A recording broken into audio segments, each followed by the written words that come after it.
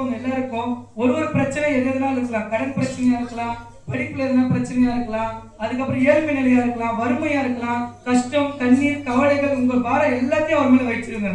கர்த்தர் உங்களை பார்த்து இன்னைக்கு ஒரு வார்த்தை சொல்றாரு, உன்னை ஆசீர்வதிக்கவே ஆசீர்வதித்து உன்னை பெருகவே பெருக பண்ணுவேன்றாரு.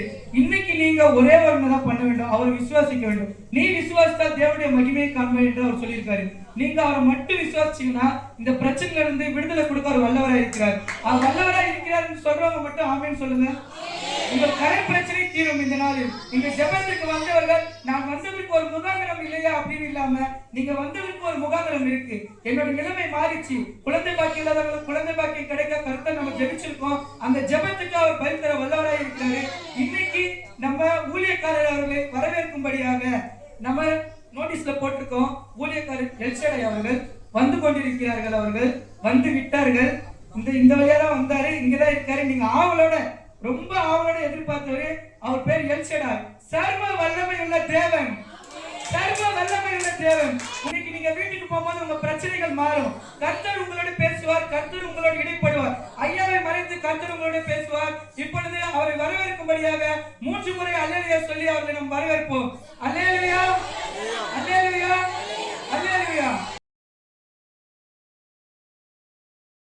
சர்வ வல்லமுள்ள தேவன்.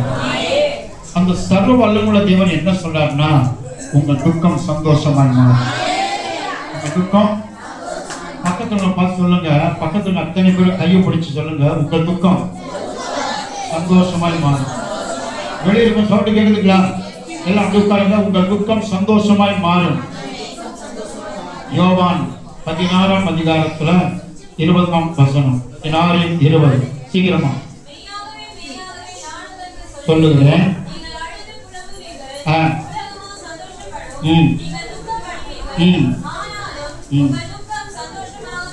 உங்கள் துக்கம் சந்தோஷமாய் மாறும்.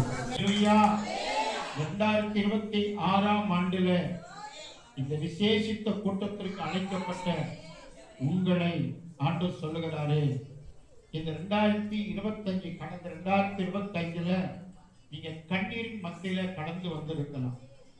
எத்தனையோ மக்கள் தங்கள் வாழ்க்கையில் இருக்கிற பிரச்சனைகளை வெளியே சொல்றது கிடையாது. அப்படியே சொல்லாம இருந்து என்ன செய்யறாங்க, கடைசியில தங்களை மாய்த்துக் கொள்கிற நிலைமைக்கு தள்ளப்படுகிறார். ஆகவேதான் ஆண்டவர் சொல்கிறாரு, அநேக குடும்பங்களிலே, அநேக தனிப்பட்ட மக்களுடைய வாழ்க்கையில நிம்மதியை இழந்து, சமாதானத்தை இழந்து, கண்ணீரின் பாதையில கடந்து வருகிற மக்களைத்தான் நம்ம தேசத்துல அநேக மக்களை பார்க்கிறோம். பெரிய பெரிய செல்வந்தர்கள் கூட, தொழிலதிபர்கள் கூட தன் வாழ்க்கையில இழப்புகள் ஏற்படும் போது, அது நஷ்டங்கள் ஏற்படும் போது, அது குடும்பத்தில் பகிர்ந்து கொள்ள முடியல, நஷ்டங்களை பொறுத்துக் கொள்ள முடியல, ஏமாற்றங்களை சகித்துக் கொள்ள முடியல. நலகவனிக்கும் தேனி மாவட்டத்திலிருந்து ஒரு குடும்பம் வேலைச்சேரில் குடியிருக்கிறார். அங்க இருக்கிற ஒரு குடும்பம், வயதான பெற்றோர்கள். அந்த சகோதரர் பேரு கோபி, அவர் மனைவி.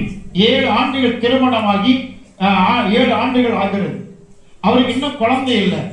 அவரு அறியாமையினால அவர் சொத்து சுகத்தெல்லாம் இழந்துட்டார். அவருடைய நண்பர்கள் அவரை ஏமாற்றி விட்டார்கள். சொந்த பந்தங்கள் அவருடைய நிலங்களை, வீடுகளை அபகரித்து ஒன்றுமில்லாத வெறும் கையில இன்றைக்கு காணப்பட்டு கொண்டிருக்கிற அவரு எனக்கு தம்பி விஜயபாஸ்கர் மூலமா, அவர் போன் மூலமா அறிமுகமானார். நேரடியா பார்க்கல. அவர் சொன்ன வார்த்தை, நான் தற்கொலை பண்ணி சாக போறேன். தற்கொலை பண்ணி சாக போறதுதான் என்கிட்ட பேசுறீங்க. அன்பு சகோதரனை ஒண்ணு புரிந்து கொள்ளுங்க. உன் வாழ்க்கையில பல வகையில நீங்க ஏமாற்றப்பட்டிருக்கிறீங்க. அது ஏமாற்றப்பட்டது காரணம், நீங்க ஏமாந்து இருக்கிறீங்க. நீங்க தெளிவா இருக்கிறதா இருந்தா நீங்க ஏமாற்றப்பட மாட்டீங்க. இப்ப நான் உங்களுக்கு சொல்றேன், நீங்க ஏமாறாம இருக்கணும், அடுத்து ஏமாற்றப்படாம இருக்கணும், அடுத்து வாழ்க்கையில் இழந்த இழப்புகளை திரும்ப நீ பெற்றுக் கொள்ளணும். நீங்க தற்கொலைக்கு போகாம, உங்க வாழ்க்கையை முடித்துக் கொள்ளாம திரும்ப இந்த பூமியில நீங்க வாழத்தான் ஆகணும். சொல்லுங்க, நீங்க வாழத்தான் ஆகணும், வாழ்ந்து காட்டணும். அதுதான் வாழ்க்கை. நீங்க வாழ்ந்து காட்ட வேண்டும் என்று சொன்னா, நான் சொல்லுகிற இயேசுவை உங்க உள்ளத்தில் ஏற்றுக்கொண்டு உங்கள் பாரத்தை கர்த்தர் மேல் வைக்கும் போது, உங்க பிரச்சனைகளை கர்த்தர் மேல் வைக்கும் போது, இந்த உலகம் கொடுக்க முடியாத, உலகம் எடுக்க முடியாத ஒரு சமாதானத்தை இயேசு கொடுப்பார். அல்லே சொல்லுங்க. சொன்னாரு, அவர் என்கிட்ட கிட்டத்தட்ட ஒரு வாரமா பேசுறாரு, உங்ககிட்ட நான் பேசின பிறகுதான் அந்த எண்ணத்தையே நான் மாற்றிட்டேன். உங்ககிட்ட நான் பேச ஆரம்பிச்ச பிறகு அந்த தற்கொலை என்ற முடிவை நான் மாத்திட்டேன். எனக்காக நீங்க ஜெபம் பண்றீங்க, நீங்க சொல்லி கொடுத்தது போல நானும் ஜெபம் பண்றேன். என் பிரச்சனைக்கெல்லாம் வருகிற செவ்வாய்க்கிழமை முடிவு ஆக போகிறது. அதை சொல்லுங்க. நாளை தினம் அவருடைய பிரச்சனைக்கு ஒரு முடிவு வரப்போகுது. இழந்த நன்மைகளை, இழந்த ஆசீர்வாதங்களை, இழந்த சொத்து சுகத்தை மீட்டு கொண்டு வந்து நல்ல நிலைக்கு உயர்த்தப்பட போகிறார் என்பது நிச்சயம். ஆண்டவர் சொல்றாரு, உங்கள் துக்கம் சந்தோஷமாக மாறும். அதாவது பிரச்சனைகளை என்ன செய்யணும்? வேதம் சொல்லுகிறது, கர்த்தர் மேல உங்க பாரத்தை வைத்து விடுங்க, அவர் உன்னை ஆதரிப்பார். நீதிமானை ஒருபோதும் தள்ளாட விட்டார். கர்த்தர் பிரச்சனை வைங்க, உங்க பாரத்தை வைங்க. நீங்களே உள்ளத்துல வைத்து வைத்து வைத்து வேதனைப்பட்டு கண்ணீர் விட்டு கதறாம ஆண்டவர் சொல்றாரு, வருத்தப்பட்டு பாரம் சுமக்கிறவர்களே, நீங்கள் எல்லாரும் என்னிடத்துல வாருங்கள், நான் உங்கள் துக்கத்தை சந்தோஷமாக மாற்றுவேன். மத்திய 11:22 சொல்றாரு, வருத்தப்பட்டு பாரம் சுமக்கிறவர்களே, நீங்கள் எல்லாரும் என்னிடத்தில் வாருங்கள், நான் உங்களுக்கு இளைப்பாறுதல், நான் உங்களுக்கு சமாதானம், நான் உங்களுக்கு சந்தோஷம், நான் உங்களுக்கு நிம்மதியை கொடுப்பேன் அப்படின்னு ஆண்டவர் சொல்றாரு. நல்லா கவனிக்கணும். இயேசு மண்டல வரும்போது நிறைய பேர் நினைக்கிறாங்க, நம்ம மதம் விட்டு மதம் மாறணுமா அப்படின்னு நினைக்கிறாங்க. இயேசு மண்டல வரும்போது நம்ம மதம் மாறணுமா, சபைக்கு போகணுமா, அவங்க சொல்ற மாதிரி கேட்கணுமா, அவங்க கட்டளை கீழ்ப்படியணுமா, அங்க போனா சமுதாயம் என்ன சொல்லும், நம்ம சொந்த பந்தங்கள் என்ன சொல்லுவாங்க, சொந்த பந்தங்கள் என்ன சொல்லுவாங்கன்னு சொல்ற அந்த சொந்த பந்தம் உங்க துக்கத்தை சந்தோஷமா மாற்ற முடியுமா? உங்களுடைய நிலைமையை மாற்ற முடியுமா? அது உங்களை கொடுத்து தாங்க முடியுமா? நல்ல கவனிக்கணும். இருக்கும்போது யாரும் வந்து பார்க்க மாட்டாங்க, கஷ்டப்படும் போது யாரும் வந்து பார்க்க மாட்டாங்க, நம்ம கண்ணீர் வடிக்கும் போது யாரும் வந்து பார்க்க மாட்டாங்க, நம்ம கண்ணீரை துடைக்க மாட்டாங்க. ஆனா நம்ம செத்து போயிட்டா மட்டும் 150 ரூபாய் 200 ரூபாய்க்கு மாலை போட்டு சொல்லி தண்டை அடிச்சுப்பாங்க இந்த உலக சமுதாயம். மாலை போட்டா நான் செத்து போன மாலை போட்டு வந்துட்டேன் அப்படின்னு சொல்லுவாங்க. செத்து போனவருக்கு ஒரு 100 ரூபாய் மாலைக்கு, 50 ரூபாய் மாலைக்கு, 200 ரூபாய் மாலைக்கு செத்து போனவன் காத்திருக்கிறது கிடையாது. அவனுக்கு தேவை பசி, அவனுக்கு தேவை வறுமையிலிருந்து விடுபடணும், அவனுக்கு தேவை சந்தோஷம், அவனுக்கு தேவை சமாதானம், அவனுக்கு தேவை நிம்மதி. அந்த நிம்மதியை இந்த உலகம் கொடுக்க முடியுமா? சமுதாயம் கொடுக்க முடியுமா?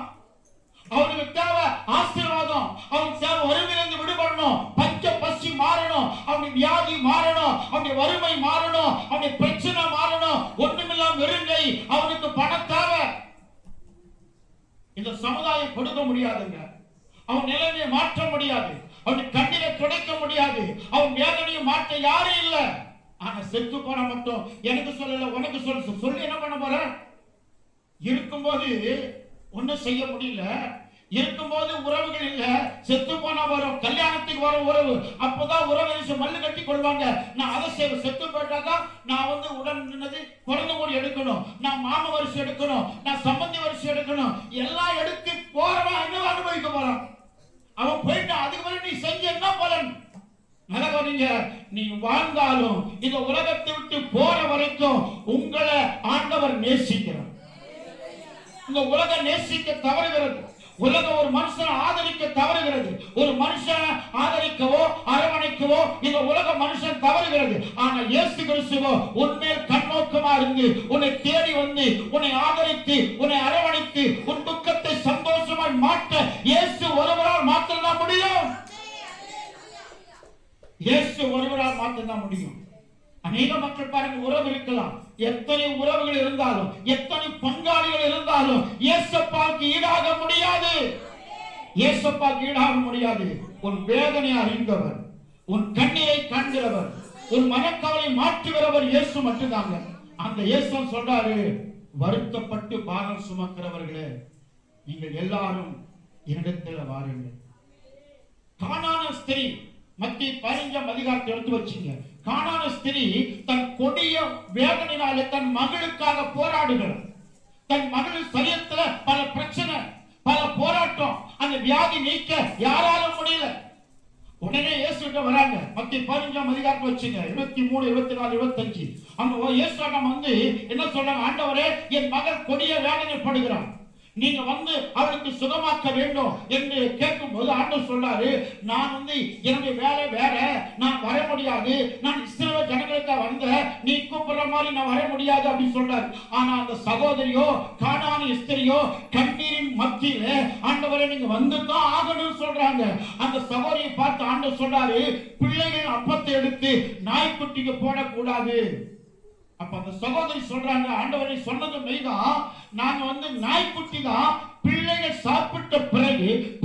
சாப்பிட்ட பிறகு சிந்துகிற அந்த துணிக்கைய நாய்க்குட்டி தானே சாப்பிடும். ஆகவே அந்த நாய்க்குட்டி போல என் நினைத்துக் கொள்ளுங்க. ஆகவே என்னுடைய மகளுக்கு நீ மனம் இறங்குங்க என்று சொல்லுங்க.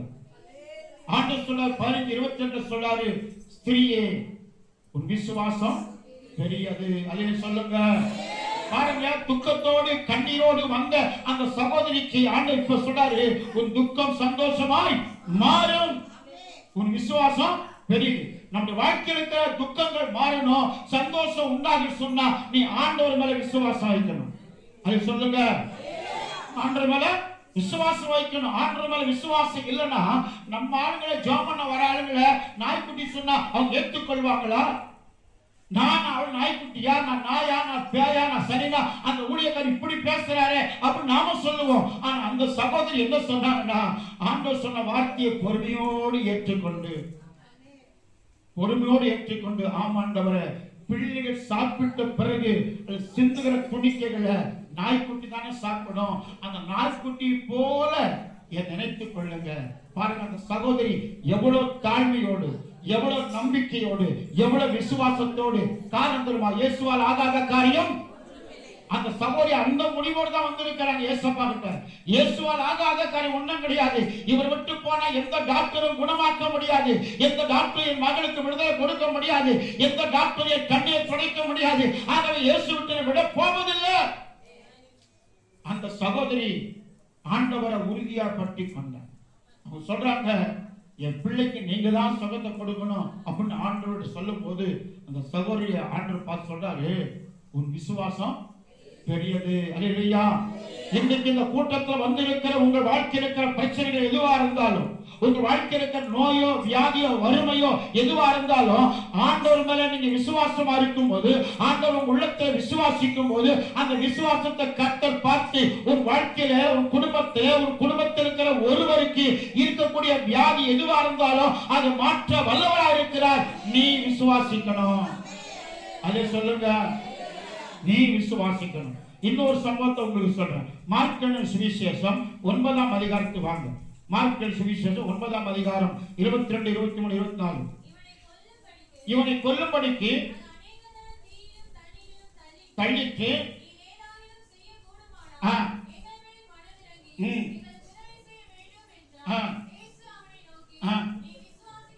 நீ விசுவாசிக்க கூடுமானால் ஆகும். அல்லே சொல்லுங்க. இங்க ஒரு மனுஷன் தன்னுடைய மகனுக்காக போராடுகிறான். இந்த மகனுக்கு என்னன்னாக்கா சங்கரோகி பிசாசு தீயிலும் தண்ணீரும் தள்ளுகிறது. அந்த மனுஷனை, அந்த வாலிபனை எப்படியாவது கொல்லணும், எப்படியாவது அழித்து வரணும் பிசாசுடைய திட்டம். ஆகவே அந்த பையனுடைய தகப்பன் என்ன செய்யறாருன்னா, தன்னுடைய சீசனை, ஏசப்பாடைய சீசனை கொண்டு வராரு.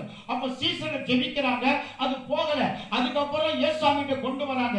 ஆண்டவர்கிட்ட பார்த்து சொல்றாரு, ஆண்டவரே, என் மகனுக்கு சிறு வயதில் பிரச்சனை இருக்குது, இது தீர்க்க உங்க சீசர்களை கொண்டு வந்த அந்த சீசர்களோ ஒரு குணமாக்க முடியல, நீங்க எதையாவது செய்ய வேண்டுமானா என் பிள்ளைக்கு நீங்க மன இறங்கி செய்யுங்க அப்படின்னு கேட்கிறோம். அப்ப உடனே ஆண்டவர் சொல்றாரு, நீ விசுவாசிக்க கூடுமானால் அது ஆகும். சீசர்கள் ஜெபிக்கும் போது போகல. என்ன காரணம்க்கா, இவனுக்குள்ள என்ன இல்ல, விசுவாசம் இல்ல. சீசர்களும் இயேசுவின் நாமத்தை ஜெபிக்கிறாங்க, ஆனா ஜெபிக்கும் போது அந்த பிசாசு ஓடல. இப்ப ஆண்டவர் கேட்கிறாரு, சீசர்கள் ஜெபிக்கும் போது நீ விசுவாசிக்கல, இப்ப நான் ஜெபிக்கல, நீ விசுவாசித்தா அது நடக்கும். அல்லேலூயா. இன்னைக்கு சத்தத்தை கேட்டுக்கொண்டு அருமையானவர்களே, இந்த ஒலிபெருக்கின் மூலமா உங்க வாழ்க்கையில் இருக்கிற பிரச்சனைகளை நீங்க புரிந்து கொண்டு ஆண்டவர் சமூகத்துல வரும்போது நீங்க விசுவாசித்தீங்கன்னா உங்க வாழ்க்கையில அற்புதத்தை பார்ப்பீங்க, அதிசயத்தை பார்ப்பீங்க. காரணம்னா நாம ஆராதிக்கிற ஆண்டவர் அவர் சர்வ வல்லமுள்ள தேவன். அவர் சொல்ல ஆகும், அவர் கட்டளையிட நிற்கும். அவர் கடல் மேல் நடந்தவர், கடும் புயலை அகற்றினவர், பானையை தொட்டு மரித்தவரை உயிர் அவரால் ஆகாத காரியம் ஒண்ணுமில்ல. அவர்தான் சொன்னாரு, நான் சர்வ வல்லமையுள்ள தேவன். சொல்லுங்க, ஆண்டவர் ஆண்டவர் ஆண்டவர் அவர்தான் எல் ஷடாய். சொல்லுங்க, அவர்தான் எல் ஷடாய், அவர்தான் சர்வ வல்லமையுள்ள தேவன்.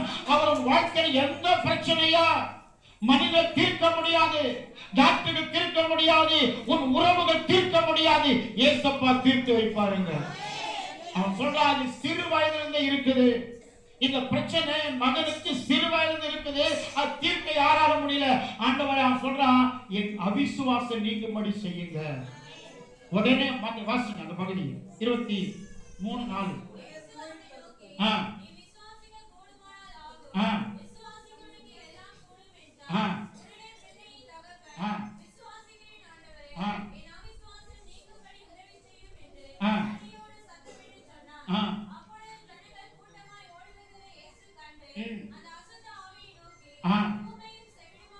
ஊமையும் செவிடுமான ஆவியே, இவரை விட்டு புறப்பட்டு போ, இனி இவனுக்குள்ள வரக்கூடாது, நான் உனக்கு கட்டளையிடுகிறேன்.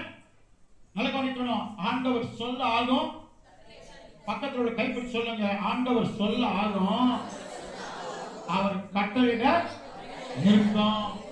காற்று கடலும் கொந்தளிக்கிறது, காற்று கடலும் கொந்தளிக்கிறது, படல் கவுந்து போன நிலைமை. சீசர்கள் பயப்படுகிறாங்க, ஐயோ ஆண்டவரே, நாங்கள் மடிந்து போகிறோமே, மடிந்து போகிறோமே. ஆண்டவர் எழுந்து காற்றை பார்த்து, கடலை பார்த்து, காற்றை அமையாது இறையாது கடலை பார்த்து கொந்தளிப்பை அமர்த்தி என்ன செய்றாரு, அங்கே அமைதியை உண்டாக்கினார். காற்றை பார்த்து, கடலை பார்த்து, இறையாதே அமைதியாரி சொன்ன ஆண்டவர் சொன்ன உடனே காற்றும் கடலும் அவர் வார்த்தைக்கு கீழ்ப்படுகிறத, காற்றும் கடலும் கீழ்ப்படுகிறத. அதுபோல இந்த பிசாசும் ஆண்டவர் சொன்ன உடனே அவன் விட்டு வெளியே போயிடும். ஏன் சொன்னவர் யார் தெரியுமா? சொன்னவர் மனுஷன் இல்லைங்க, மனுஷனுக்காக வந்தவர். சொன்னவர் மனுஷன் அல்ல, கவனிக்கணும், சொன்னவர் மனுஷன் அல்ல, மனித குல மீட்புக்காக இந்த பூமியிலே மனுஷ அவதாரம் எடுத்து பரலோகத்தை விட்டு இந்த பூமியிலே உனக்காக எனக்காக அடிக்கப்பட்டு ரத்தம் சிந்தி மரித்து உயிர் தெழுந்தவர் இன்றைக்கு ஜீவிக்கிறார். அவர் சொல்லுகிறார், அவர் பிசாசுக்கு கட்டளை கொடுக்கிறார், கட்டளை கொடுக்கிறார். உடனே பிசாசு நடுங்கி ஓடுகிறது. லூக்கா 8ஆம் அதிகாரத்துல நீங்க எடுத்துக்கொள்ளுங்க. லூக்கா 8ஆம் அதிகாரத்துல 8ஆம் அதிகாரம் 49, 50, 55 வசனம் வாசிங்க. 49, 50 வாசிங்க. இப்படி பேசிக் கொண்டிருக்கையில் ஜெபவேல் தலைவனுடைய வீட்டிலிருந்து ஒருவன் வந்து அவனை நோக்கி, உம்முடைய குமாரத்தி மரித்து போனால் போதகரை வருத்தப்படுத்த வேண்டாம் என்றார். இயேசு அதை கேட்டு, பயப்படாதே, விசுவாசம் உள்ளவனாய் இரு, அப்பொழுது அவள் ரட்சிக்கப்படுவாள் என்றார். அவர் வீட்டில் வந்தபோது பேதுருவும் யாக்கோபையும் யோவானையும் போதும். நல்லா கவனிக்கணும், இயேசு கிறிஸ்து ஊழியத்தின் பாதையில் போய் கொண்டிருக்கிறார். அப்படி போய் கொண்டிருக்கும் போது அவர் ஒரு கிராமத்தின் வழியே போகும்போது ஒரு மனுஷனுடைய ஜபால் தன்னுடைய மகள் கொடிய வேதனையா இருக்கிறார், கொடிய வியாதியில் அகப்பட்டு இருக்கிறார். அவன் கூப்பிட, ஆண்டவரே, என் மகள் மரித்து போவதற்கு முன்பாக நீங்க வந்து என் மகளுக்காக நீங்க ஜெபிக்க வேண்டும் என்று கூப்பிடுறான். ஆனா ஆண்டவர் ஊழியத்தின் பாதையில் வர காலதாமதம் ஆகுது. காலதாமதம் ஆவதற்குள்ளாகவே வீட்டுக்கு ஒரு செய்தி வருது, நீங்க போதகரை கூப்பிட வேண்டாம், காரணம் உன் மகள் மரித்து போனார், உன் மகள் மரித்து போனார். என் அன்பான தேவச்சனமே, வியாதி பிடிக்கிற அந்த யவீருடைய மகள் வேதனையோடு இருக்கும் போது, வியாதி பிடி இருக்கும் போது, கண்ணீர் பாதையிலே துடித்துக் கொண்டிருக்கும் போது இயேசு வந்திருந்தா என் மகளை குணமாக்கி இருக்கலாம். ஆனா அந்த யவீரு இப்ப என்ன நினைச்சிருப்பாரு, எப்படி துடிச்சிருப்பாரு, எவ்வளவு வேதனை பண்ணிருப்பாரு. வெளியே இருக்கிறத கவனிங்க தயவு செய்து, எவ்வளவு வேதனை பண்ணிருப்பாரு. அந்த வேதனை எப்படி இருந்திருக்கும், எப்படி இருந்திருக்கும் நான் சொல்றேன் பாருங்க. ஆண்டவரே, நீ கொஞ்ச நேரத்துக்கு முன்ன வந்திருந்தா, ஐயோ என் ஒரே மகளை நான் பறி கொடுக்க மாட்டேன், என் ஒரே மகளை நான் இழந்திருக்க மாட்டேன், என் மகளை இழந்து எப்படி வாழப் போகிறேன், நானும் செத்துத்தான் போக போகிறேன், நீங்க நான் கூப்பிடும் போது வரலையே, என் மகளை இழந்து விட்டனே, கண் கலங்குது. என் மகளை இழந்து விட்டேன், என் செல்ல மகளை இழந்து விட்டேன், இத்தனை வாலிப வயது வரையிலும் நான் கண்ணின் மணி போல காத்து கொண்டு வந்தேன். ஆண்டவரே, கொஞ்ச நேரத்துக்கு முன்ன நீங்க வந்திருந்தா என் மகளை உயிரோடு காப்பாற்றி இருக்கலாமே. அன்பு தேவச்சனமே, அவன் கதறுகிறான், கண்ணீர் வடிக்கிறான். ஆண்டவர் சொன்னாரு, என்ன தெரியுமா சொன்னாரு? பயப்படாத, பயப்படாத. சொல்லுங்க, பக்கத்துல சொல்லுங்க, பக்கத்துல ஒரு பார்த்து சொல்லுங்க. என்ன நடந்தாலும் அவர் பார்த்துக் கொள்வார். என்ன நடந்தாலும் நன்றி ஐயா, யார் கை விட்டாலும் நன்றி ஐயா. என்ன நடந்தாலும் நன்றி ஐயா, யார் கை விட்டாலும் நன்றி ஐயா. நன்றி நன்றி இடைவிட நன்றி உமக்குதானே, இணையில்லா தேவன் உமக்குதானே. நன்றி நன்றி இடைவிட நன்றி உமக்குதானே, இணையில்லா தேவன் உமக்குதானே. நம்முடைய தேவனுக்கு இணையாக யாருமே இல்லை, நம்முடைய ஆண்டவருக்கு ஈடாக யாரும் இல்லை, நம்முடைய ஆண்டவராக இயேசுவுக்கு ஒப்பானவர் யாரும் இல்லை. பக்தர் படுகிற உமக்கு ஈடாக யாரும் இல்லை. ஆண்டவர் சொல்லுகிறார், நீ பயப்படாத. எப்படி இரு, எப்படி இரு, விசுவாசம் உள்ளவனாய் கவனிக்கணும். இவன் பயந்து நடுங்கி கண்ணீர் விட்டு கதறுகிறான். ஆண்டவர் சொல்லுகிறாரு, நீ பயப்படாத, விசுவாசம் உள்ளவனாய் இரு. ஏன் அப்படி சொன்னா தெரியுமா? நான் சர்வவல்லமுள்ள தேவன். சொல்லுங்க, அவர் எல் ஷடாய். அவர் எப்படிப்பட்டவர்? எல் ஷடாய். அவர் சர்வவல்லமுள்ள தேவன். அவர் ஆகாத காரியம் ஒண்ணும் கிடையாது. இருக்கிற அருமையானவர்களே, அந்த யவீரு தன் மகளுக்காக கண்ணீர் விட்டு கதறினான். இன்னைக்கும் உங்க வாழ்க்கையில் இருக்கிற பிரச்சனைகளை வெளியே சொல்ல முடியாமல் அந்த ரங்கத்துல நீ கண்ணீர் விட்டு கதறுகிறீங்களா? என் பிரச்சனைக்கு என்றைக்கு முடிவு வரும் ஏங்கி பார்க்கிறீங்களா? அல்ல ஏங்கி தவிக்கிறீங்களா? கவலைப்படாதீங்க, கர்த்தர் பார்த்துக் கொள்வார், கர்த்தர் பார்த்துக் கொள்வார். பயப்படாதீங்க. அந்த யவீருக்கு சொல்றாரு, நீ பயப்படாதப்பா, விசுவாசம் உள்ளவனாயிரு. நீ என்னை பின்பற்றி வரல, என் நம்பரையில, இப்ப என் மேல விசுவாசம் வை. உன் மகளை ஆண்டு உயிரோடு கொண்டு வருவார். வீட்டுக்கு போறாங்க, பேதுரு, யோவான், யாக்கோபு எல்லாம் போறாங்க. எல்லா ஜனங்களும் இவர் வந்து சொல்றாரு, அவள் மரிக்கல, நித்திரையா இருக்கிறாள் சொல்லிட்டு. உடனே எல்லாரும் பார்த்து நாய்க்கிறார், கிண்டல் பண்றாங்க. என்ன செத்து போன இவர் வந்து செத்து போன மகளை உயிரோடு இருக்கிறா, தூங்குறா அப்படின்னு சொல்றாரு அப்படின்னு அவர் நிந்திக்கிறாங்க. ஆனா மேல் வீட்டார்கள் போய் பெற்றோர்களை வைத்துக் கொண்டு ஜெபிக்கிறார். நீ உயிர்ப்பிக்க வேண்டும் என்று ஜெபிக்கும் கர்த்தருடைய வல்லமை அந்த பிள்ளையை இறங்கி அந்த பிள்ளையை கர்த்தர் உயிரோடு எழுப்பினார். அல்லேலூயா. உன் பிரச்சனைகள் எதுவா இருந்தாலும் நம்முடைய ஆண்டவர் சர்வ வல்லமுள்ள தேவனுங்க. நம்முடைய தேவன் அப்படிப்பட்டவர். அவர் எல் ஷடாய். அவரால் ஆகாத காரியம் ஒன்றும் கிடையாது. அதன் பிறகு அந்த தகப்பனும் அந்த தாயும் அந்த குடும்பத்தாரும் மிகுந்த சந்தோஷம் அடைந்தார்கள். சொல்லுங்க, உங்க துக்கம், உங்க துக்கம் சந்தோஷமாக மாறும். உங்க பிரச்சனை எதுவா இருந்தாலும் இயேசுவோட சொல்லி பாருங்க, இயேசுவோட வந்து பாருங்க. உங்க வாழ்க்கையில இருக்க பிரச்சனையை மாற்ற வல்லவராய் இருக்கிறார். இன்னொரு சம்பவத்தை உங்களுக்கு சொல்றேன். யோவானின் சுவிசேஷம் 11ஆம் அதிகாரம் 32, 33, 34. அவரை கண்டவுடனே அவர் பாதத்தில் விழுந்து, ஆண்டவரே, நீ இங்கே இருந்தீரானால் என் சகோதரன் மரிக்க மாட்டான் என்றார். அவள் அழுகிறதையும் அவளோட கூட வந்த யூதர்கள் அழுகிறதையும் இயேசு கண்டபோது ஆவிலே கலங்கி துயரமடைந்து, அவனை எங்கே வைத்தீர்கள் என்றார். ஆண்டவரே, வந்து பாருங்கள் என்றார்கள். இயேசு கண்ணீர் விட்டார். அப்பொழுது யூதர்கள் போதும். இயேசு கண்ணீர் விட்டார். ஏன் கண்ணீர் விட்டார்? இயேசப்பாவே கண்ணீர் வடிக்கிறாரா? நல்ல கவனிங்க. இயேசப்பா நம்ம எல்லாரையும் நேசிக்கிறார். எல்லாரையும் பக்கத்துல பார்த்து சொல்லுங்க, இயேசப்பா உங்களை நேசிக்கிறாருங்க. உங்களை நேசிக்கிறாரு. உங்களை நேசிக்கிறனால தான் நீங்க இங்க வந்திருக்கிறீங்க. நீங்க தான் வரல, இயேசப்பா உங்களை நேசிக்கிறதுனால அவர் உங்களை கொண்டு வந்திருக்கிறாரு. நல்ல கவனிக்கணும். மார்த்தாள், மரியாள் என்ற 2 சகோதரிகள். அவங்க கூட பிறந்த ஒரு சகோதரன், ஒரு தம்பி. இவங்க வீட்டுக்கு, அதாவது பெத்தானியா என்ற கிராமத்திற்கு இவர் அடிக்கடி போவார். போகும்போது அந்த குடும்பம் ஆண்டவர் நேசிக்கிற குடும்பம், ஆண்டவர் அந்த குடும்பம் நேசிக்கிறார். ஒரு சமயம் அந்த மார்த்தாள் மரியாளுடைய தம்பி கூட பிறந்த தம்பிக்கு உடம்பு சரியில்லை, வியாதியா இருக்கிறான். ஏசாமி தகவல் போகுது. எப்படி போகுதுனாக்கா, ஆண்டவர் நீங்க வரணும், என் தம்பி உடம்பு சரியில்லாம இருக்கிற, அவனை குணமாக்கணும், நீங்க வந்து ஜெபம் பண்ணணும் அப்படின்னு கூப்பிட்டா இவர் என்ன பண்றாரு? இல்ல கூப்பிட்டு உடம்பு சரியில்லை கூப்பிட்டாங்க. ஏசப்பா எப்போ வராருன்னா 4 நாள் பொறுத்து வராரு.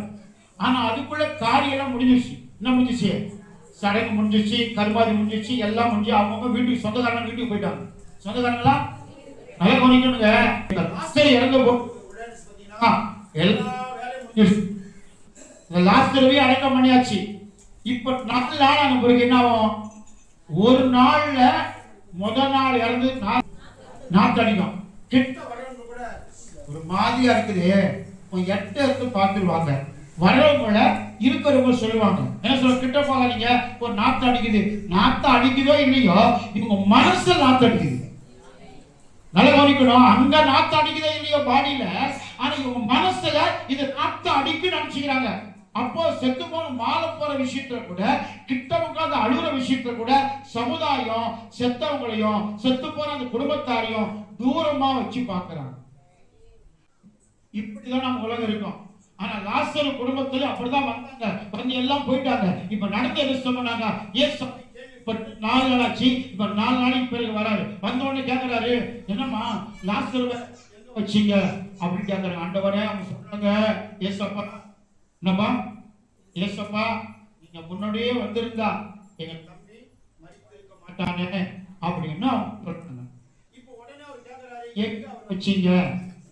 அப்போ வாங்க கூட்டு போய் கல்லடிக்கு சுடுகாட்டுக்கு பழகு போறாங்க. கூட்டு போனாக்கா ஏதோ பார்க்கத்தான் வராரு அப்படின்னு நினைச்சு கூட்டு போனா, அங்க போனா விபரீதம் ஆகுது. என்ன சொல்றாரு? கல்லறையுடைய கல்லை திறந்து விடுங்க அப்படின்னு இயேசு சொல்றாரு. உடனே அந்த மார்த்தா என்ற அம்மா அந்த சகோதரி சொல்றாங்க, இல்லப்பா என்ன ஆண்டவர் இப்படி சொல்றீங்களே, 4 நாள் ஆயிடுச்சு, இப்ப போய் கல்லை எடுக்க சொல்றீங்களே அப்படின்னு கேட்டுட்டு, இது நாருமே, ஹலோ, நாற்றம் எடுக்கிற வாழ்க்கையை நறுமணமாக்க செய்கிறவர் நம்முடைய ஆண்டவர். நாற்றம் எடுக்கிற வாழ்க்கையா இருந்தாலும் நறுமணமாய் மாற்றக்கூடியவர் தான் நம்முடைய ஆண்டவர். உங்க பார்வைக்கு அவன் செத்து போனவன இயேசு கிறிஸ்து பார்வையில அவன் உயிரோடு இருக்கிறவனா பார்த்தார். உங்களுக்கு ஆகாத காரியம் இயேசுவால ஆகும். உங்களால் முடிந்து போன சம்பவம், உங்க வாழ்க்கை முடிந்து போயிருக்கலாம், உங்க பிரச்சனைக்கு தீர்வு காணாம போயிருக்கலாம், உங்க வாழ்க்கையில நான் என்ன வாழணும், வாழ்ந்து என்ன பண்ண போறேன் அப்ப நீங்க நினைக்கலாம். ஆனா இயேசுப்பா சொல்றாரு, நீ வாழ வேண்டிய குடும்பம், நீ வாழ வேண்டிய மகன், நீ வாழ வேண்டிய பிள்ளை, நீ வாழ்ந்து காட்டணும். அந்த வாழ்க்கை இயேசுவுக்காக வாழணும். அவன் சொல்றாங்க, 4 நாள் ஆயிடுச்சு, கல்லை எடுத்து போடுங்க. ஆண்டு சொல்றாரு, 4 நாளாய்க்கு சொல்றீங்க, இவ்வளவு காலமா வீட்டுக்கு வந்த சத்தியத்தை சொன்ன, சத்தியத்தை என்ன புரிஞ்சுக்கிட்ட? அவர் கேட்கிறாரு, கல்லை எடுத்து போட 4 நாள் ஆகும். உடனே ஆண்டு சொல்றாரு, நீ விசுவாசித்தால், பக்கத்தில் உள்ள கைப்பிடி சொல்லுங்க, நீ விசுவாசித்தால். நல்ல வலது கை பிடிக்காத, ரைட்டா பிடிங்க, ரைட்டா பிடிங்க. ஒரு கோல்டு வின்னர் என்னைக்காக சொல்ல ரைட்டுன்னு சொல்றான். நீங்க ஆண்டவர் சில காரியங்கள் ரைட் கையில பிடிங்க. சொல்லு புரிஞ்சுக்கலாம். இப்ப சொல்லுங்க, விசுவாசித்தா தேவனுடைய மகிமை காண முடியும். கரங்களை கட்டி கர்த்தரை மகிமைப்படுத்த பாருங்க. நீங்க விசுவாசித்தினதான் உங்க வாழ்க்கை அற்புத நடக்கும். சும்மா வெத்துக்கு வந்து போகக்கூடாதுங்க. ஆண்டவரை தேடுறேன் சொல்லிட்டு ஜெபிக்கிறேன் சொல்லிட்டு நீதி கண்ணி வடிக்காதீங்க. கர்த்தருடைய சமூகத்தை உங்க வாழ்க்கையை ஒப்பு கொடுக்கும் போது, உண்மையா அவரை தேடும் போது, உண்மையா அவர் பாதத்தை அமரும் போது, உண்மையா ஆண்டவரை விசுவாசிக்கும் போது, உங்க வாழ்க்கையும் முடிந்து போன காரியத்தை கர்த்தர் தொடங்கி வைப்பார். அதை சொல்லுங்க, முடிந்து போன காரியத்தை கர்த்தர் தொடங்கி வைப்பார். லாசரு செத்து போயிட்டான், வாழ்க்கை முடிஞ்சது. அப்படித்தான் ஊரு கிராமம் நினைச்சது, பெத்தானியா கிராமம் அதான் நினைச்சது. எல்லாம் முடிஞ்சு போச்சு. 4 நாளைக்கு பிறகு என்ன பண்ண போறாரு அப்படின்னு சாதிக்க போறாரு அப்படின்னு அவரை தூஷித்து இருப்பாங்க, கிண்டல் பண்ணுவாங்க. ஆனா முடிந்து போன வாழ்க்கை, பட்டு போன மரத்தை, பட்ட மரம் போல ஆன மரத்தை ஆன துளிர்விட செய்கிறவர் ஆண்டவர், துளிர்விட செய்கிற ஆண்டவர். அதிலே அந்த லூக்கா 11 வசனம் வாசிங்க. நான் சொல்ற வசனத்தை வாசிங்க. அதாவது 44 வாசிங்க.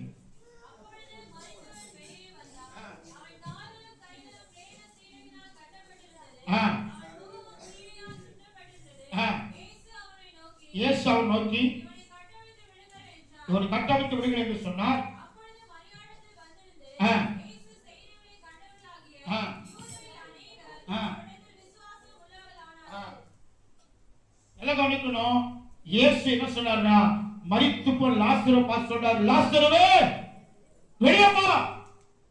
நீ கல்லறை 4 நாள் இருந்தது போதும், கல்லறை 4 நாள் இருந்தது போதும், வெளியே வான்னு சொன்னாரு. மரித்தவன் அவர் உயிரோடு எழுந்து நடந்து வந்தார். அல்லே சொல்லுங்க, அல்லே சொல்லுங்க, சொல்லுங்க. நீ விசுவாசித்தால், ஆமா, அந்த மார்த்தாளும் மரியாளும் கண்ணீர் விட்டு கதறினாங்க. அந்த கதறல இயேசுவும் கண்ணீர் விட்டார். உங்க வாழ்க்கையில எந்த பிரச்சனை இருந்தாலும், இயேசு குடும்பத்துல தலைவரா இருந்தா, இயேசு உங்க வாழ்க்கையில தெய்வமா இருந்தா, குல தெய்வமா இருந்தா, நீங்க படுகிற பிரச்சனை பார்த்து கொண்டிருக்க மாட்டாரு, வேடிக்கை பார்க்க மாட்டாரு. உங்களோடு கூட சேர்ந்து கண்ணீர் வடிக்கிற தெய்வம் அந்த கண்ணீரை துடைக்க சொல்ல. துக்கம், உங்க துக்கம், உங்க துக்கம் சந்தோஷமாய் மாறும். இந்த கூட்டத்தில் இருக்கிற உங்கள் வாழ்க்கையில் இருக்கிற எல்லா பிரச்சனைக்கும் இந்த 2026ஆம் ஆண்டு இந்த 26ஆம் தேதியில அந்த பிரச்சனைக்கு முடிவு. எல்லா கண்களை மூடுங்க, எல்லாம் முழங்கால் பண்ணிடுங்க, எல்லாம் முழங்கால்